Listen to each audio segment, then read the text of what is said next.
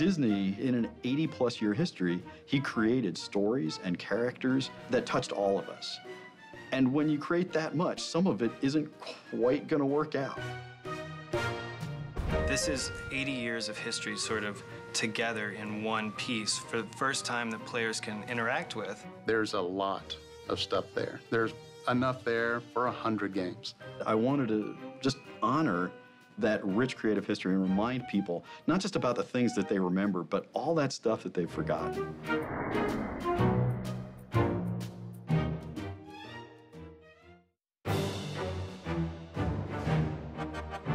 Getting the opportunity to visit, the Disney archives and just look at how much information has been stored over these past 80 years is mind-blowing. You get to see these old pre-production drawings from Fantasia, or what Pinocchio was going to look like, or Captain Hook in blue, really? Tons of cool stuff to see. Now, as a fan of Disney animations, it was a great opportunity for us to go back, relive a lot of the characters that I loved as a child, and then reintroduce them for today's market. Some of the stuff is so cool, we don't know why it ended up in an archive and didn't make it to screen or to print. So we were really excited to be able to grab some of those things, pull them out, and give them new life. The problem wasn't what to put in, the problem was what to put out, because Disney's history is so rich and there are so many characters and places to choose from. The weeding out process was a nightmare. The whole story around Disney Epic Mickey is about remembering these forgotten characters. And not only is Mickey doing that, but the player is doing that as well. And so their role kind of became this unique and interesting part of the story in the game, because as you, the player, go through, you're learning about characters that you may have never seen before in the Disney archives. And now you're remembering them as well as allowing Mickey to remember them.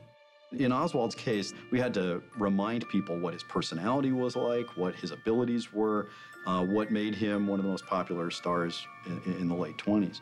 For some of the other guys, it was really, they're kind of foils for Mickey. They're ways to remind Mickey that even he's forgotten his old friends.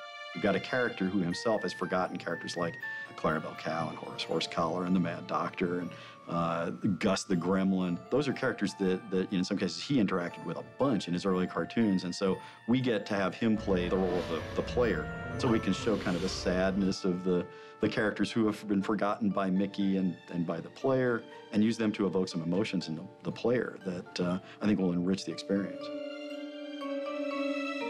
We really tried to be as true as we could to the reality of these characters as the Disney animators and as Disney himself created them.